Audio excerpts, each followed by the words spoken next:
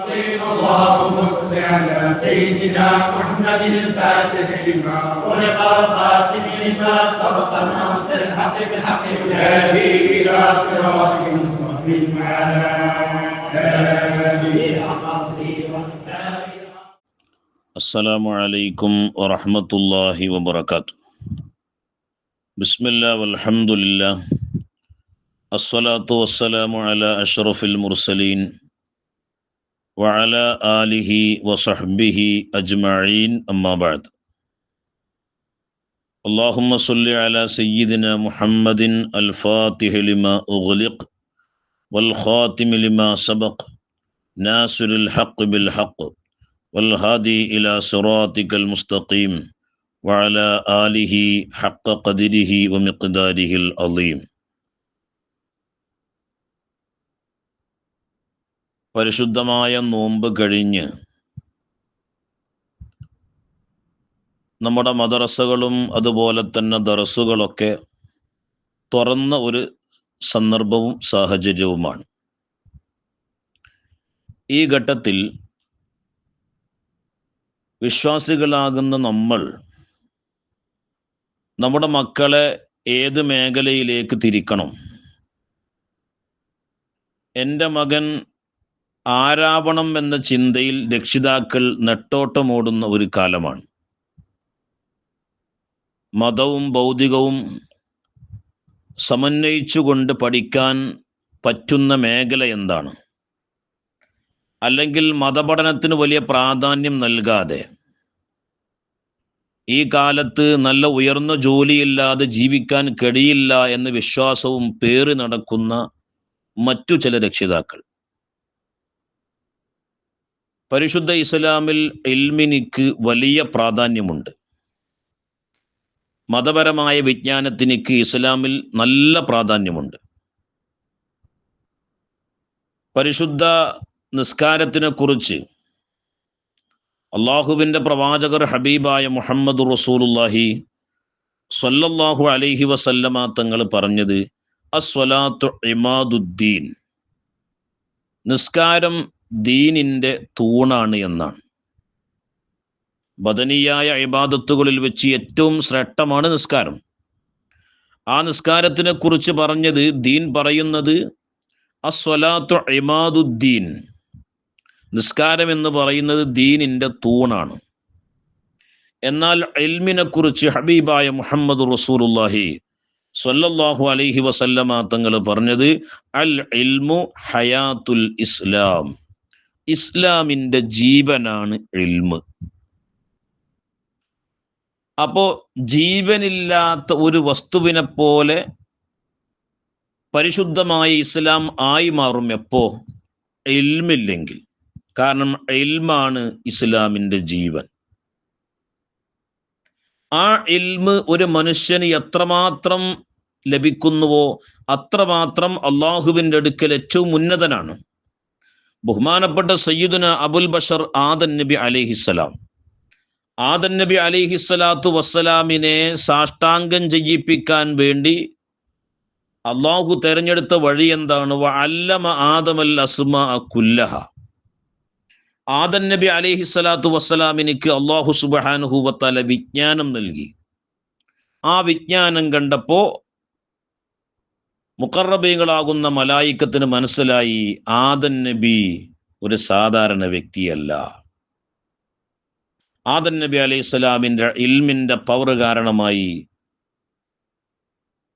ബഹുമാന്യരാകുന്ന മലായിക്കത്തുകൾ ആദൻ നബി അലൈഹി സ്വലാമിനക്ക് സാഷ്ടാംഗം ചെയ്തു എന്ന് പരിശുദ്ധമായ ഖുർആൻ തെളിവാണ്.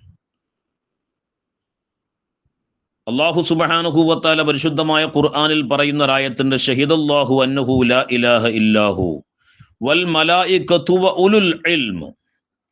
അല്ലാഹു സുബ്ഹാനഹു വ തആല തൻ്റെ ഏകത്വം തെളിയിക്കാൻ വേണ്ടി സാക്ഷിയാക്കി നിർത്തിയത് മലായിക്കത്തുകളെയും ജ്ഞാനമുള്ള ആളുകളെയുമാണ്. അള്ളാഹുവിൻ്റെ തൗഹീദിനിക്ക് തെളിവായി അതിന് സാക്ഷിയാക്കി അള്ളാഹു തആല വെച്ചത് മലായിക്കത്തുകളെയും ഇൽമുള്ള ആളുകളെയുമാണ്. അതിൽ നിന്ന് നമുക്ക് മനസ്സിലാകാം ഇൽമിനിക്ക് ഇസ്ലാം നൽകുന്ന പ്രത്യേകത. നമ്മളൊക്കെ ചെറിയ പ്രായം മുതലേ കേട്ട ഒരു കാര്യമാണ്, മക്കത്ത് ഒരാൾ നിസ്കരിച്ചാൽ 1,00,000 നിസ്കരിച്ച കൂലിയാണ്. മദീനത്തെ പള്ളിയിൽ ഒരാൾ നിസ്കരിച്ചാൽ 1000 റക്അത്ത് നിസ്കരിച്ച കൂലിയാണ്. മസ്ജിദുൽ അഖ്സയിൽ ഒരാൾ നിസ്കരിച്ചാൽ 100 റക്അത്ത് നിസ്കരിച്ച കൂലിയാണ്. എന്നാൽ ഇതിനേക്കാൾ ശ്രേഷ്ഠമായ ഒരു സ്ഥലം ഭൂമിയിലുണ്ട്. മാ ബൈന ഖബരി വ മിംബരി റൗളത്തും മിൻ റിയാദിൽ ജന്ന. എന്റെ ഖബറിന്റെയും എന്റെ മിമ്പറിന്റെയും ഇടയിലുള്ള സ്ഥലം അത് സ്വർഗത്തിന്റെ തോപ്പാണെന്ന് ഹബീബായ മുഹമ്മദ് റസൂലുള്ളാഹി. ഭൂമിയിലെ സ്വർഗം അതാണ് റസൂലുള്ളാഹിന്റെ ഖബറിന്റെയും മിമ്പറിന്റെയും ഇടയിലുള്ള സ്ഥലം. ആ സ്ഥലത്ത് ഒരാൾ നിസ്കരിച്ചാൽ അതിന്റെ കൂലി എത്രയാണ് എന്ന് അല്ലാഹു തആലക്കല്ലാതെ അറിയില്ലെന്ന്. അത്രമാത്രം ശ്രേഷ്ഠതയുള്ള ഒരു സ്ഥലമാണത്. എന്താ കാരണം? അള്ളാഹുവിന്റെ പ്രവാചകർ ഹബീബായ മുഹമ്മദ് റസൂലുള്ളാഹി സ്വല്ലല്ലാഹു അലൈഹി വസല്ലമ തങ്ങൾ സ്വഹാബത്തിനിക്ക് സുഫത്തിന്റെ അഹ്ലുകാർക്ക് ഇൽമ് പറഞ്ഞു കൊടുത്ത സ്ഥലമാണത്. ബഹുമാനപ്പെട്ട സയ്യിദുന സുലൈമാൻ നബി അലൈഹിസ്സലാം, സുലൈമാൻ നബി അലൈഹിസ്സലാം പറഞ്ഞല്ലോ, ബിൽഖീസ് മുസ്ലിം ആകുന്നതിന്റെ മുമ്പ്, അല്ലെങ്കിൽ ഈ കൊട്ടാരത്തിലേക്ക് ബിൽഖീസ് വരുന്നതിന്റെ മുമ്പ് ആരാണ് ആ സിംഹാസനം കൊണ്ടുവരിക? ഖാല ഇഫ്രീത്തും മിനൽ ജിന്ന്. ജിന്നുകളിൽപ്പെട്ട ഇഫ്രീത്ത് പറഞ്ഞു, ഞാൻ കൊണ്ടുവന്നോളാം. പക്ഷെ ആ നിബന്ധന സുലൈമാൻ നബിക്ക് അങ്ങോട്ട് റാഹത്തായില്ല. ആ സമയത്ത് ഖാലല്ലദീ ഇൻദഹു ഇൽമും മിനൽ കിതാബ്, അള്ളാഹുവിന്റെ കിതാബിൽ പാണ്ഡിത്യമുള്ള ഒരാൾ, ഖാലല്ലദീ ഒരാൾ പറഞ്ഞു, ഇൻദഹു അദ്ദേഹത്തിന്റെ അടുക്കലുണ്ട്, ഇൽമും മിനൽ കിതാബ്, അൽ കിതാബിൽ നിന്നുള്ളതായ വിജ്ഞാനമുള്ള ഒരു പണ്ഡിതൻ. ആസഫ് ബിൻ ബർഖിയ എന്ന് പറയുന്ന മഹാൻ പറഞ്ഞു, നിങ്ങൾ കണ്ണ് ചിമ്മി തുറക്കുന്നതിന് മുമ്പായി ഞാനത് കൊണ്ടുവന്നോളാം. അത് കൊണ്ടുവരികയും ചെയ്തു. സൂറത്തുൻ നംല് അല്ലാഹു സുബ്ഹാനഹു വ തആല പറയുന്നുണ്ട്. അപ്പൊ വിജ്ഞാനം ഒരു മനുഷ്യന്റെ എല്ലാവിധ ആത്മീയ ഉന്നതിക്കും കാരണമായ ഒന്നാണ് വിജ്ഞാനം. ബഹുമാനപ്പെട്ട സയ്യിദുന റഈസുൽ മുഫസ്സിരിൻ ഇബ്നു അബ്ബാസ് റളിയല്ലാഹു അൻഹു പറയുന്നുണ്ട്, ഒരു പണ്ഡിതൻ, ഒരു യഥാർത്ഥ ഉഖ്റവിയായ പണ്ഡിതൻ എന്ന് പറയുന്നത് ഒരു മുഅ്മിനായ മനുഷ്യനേക്കാൾ 700 ഇരട്ടി ദറജയിലാണ് ഒരു പണ്ഡിതന്റെ ദറജ. ഒരു മുഅ്മിനാകുക എന്ന് പറഞ്ഞാൽ തന്നെ വലിയ പ്രാധാന്യമാണ്. ആ മുഅ്മിനായ മനുഷ്യനേക്കാൾ 700 ഇരട്ടി ദറജയാണ് ഒരു യഥാർത്ഥ ഉലമാഇനി എന്ന് സയ്യിദുന ഇബ്നു അബ്ബാസ് റളിയല്ലാഹു അൻഹു പറയാൻ.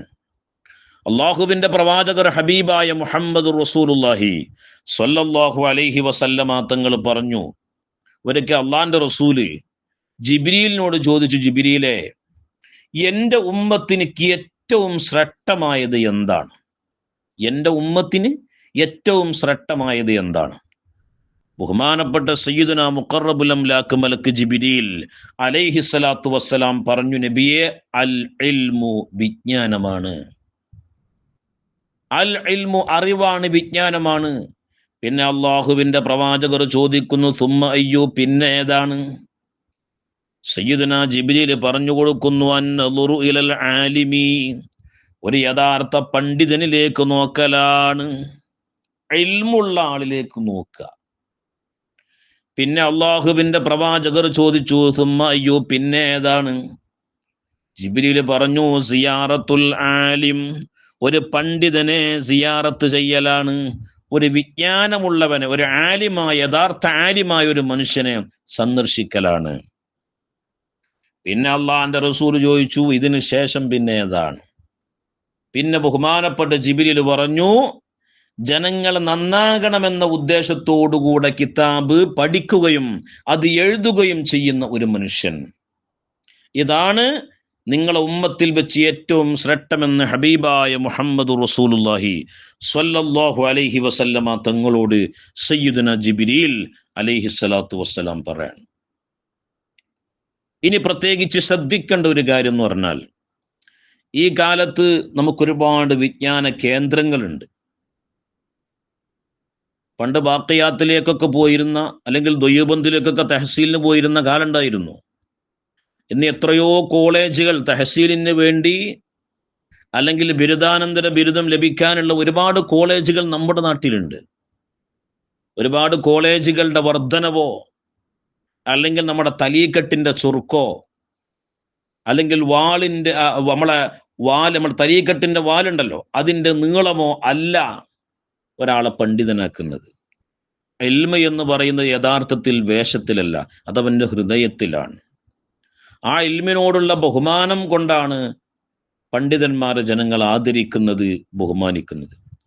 അള്ളാഹുവിന്റെ പ്രവാചകർ പറഞ്ഞു, സയഅതി സമാനുൻ, ഇനി ഒരു കാലം വരാൻ പോകുന്നുണ്ട്, ലാ യഅരിഫൂനൽ ഉലമാ, ആ കാലഘട്ടത്തിൽ പണ്ഡിതന്മാരെ തിരിച്ചറിയൂല. എങ്ങനെയല്ലാതെ?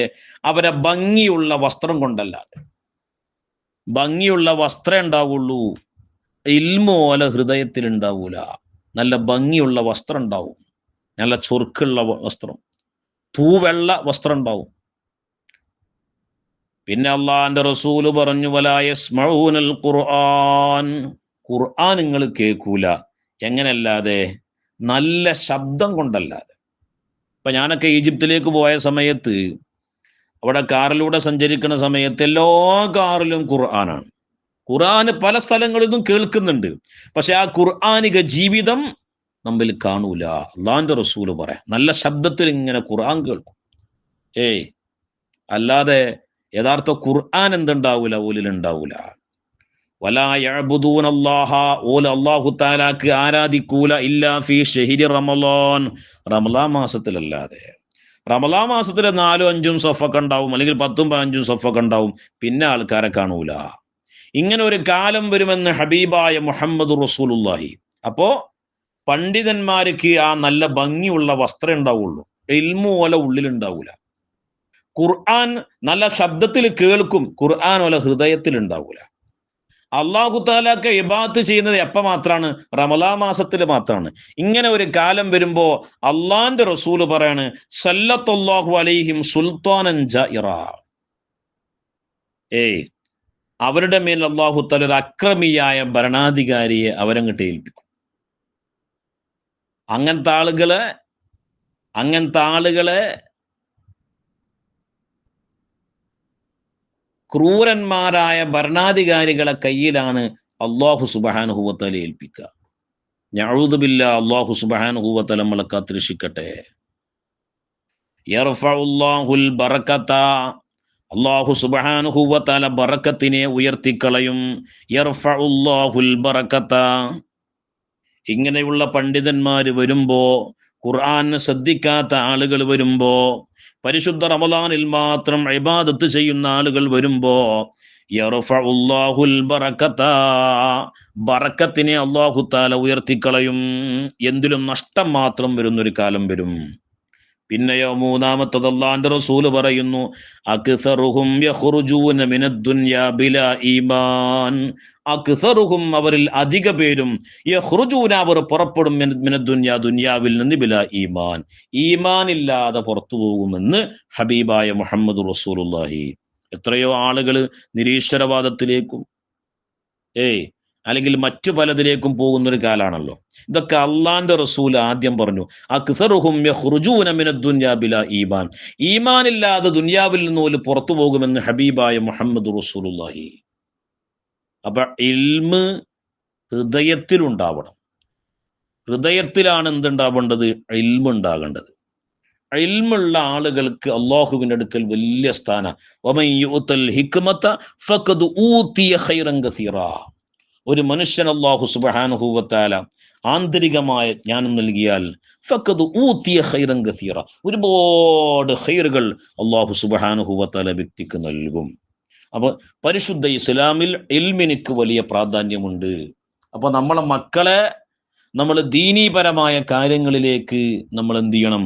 നമ്മളെ മക്കളെ ശ്രദ്ധയെ നമ്മൾ എന്ത് ചെയ്യണം? ക്ഷണിക്കണം.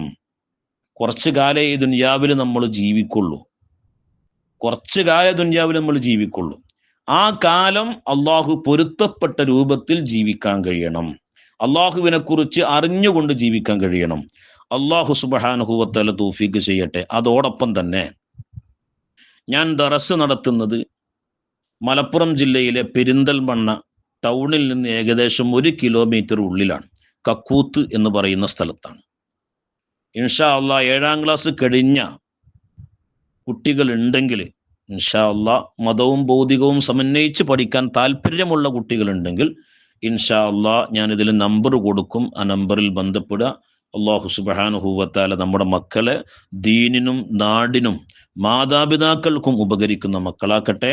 റബ്ബന തഖബ്ബൽ മിന്നാ ഇന്നക അൻതസ് സമീഉൽ അലീം വതുബ് അലൈനാ ഇന്നക അൻതത് തവ്വാബുർ റഹീം വആഖിറു ദഅവാന അനിൽ ഹംദുലില്ലാഹി റബ്ബിൽ ആലമീൻ. അസ്സലാമു അലൈക്കും വറഹ്മത്തുള്ളാഹി വബറകാതുഹു.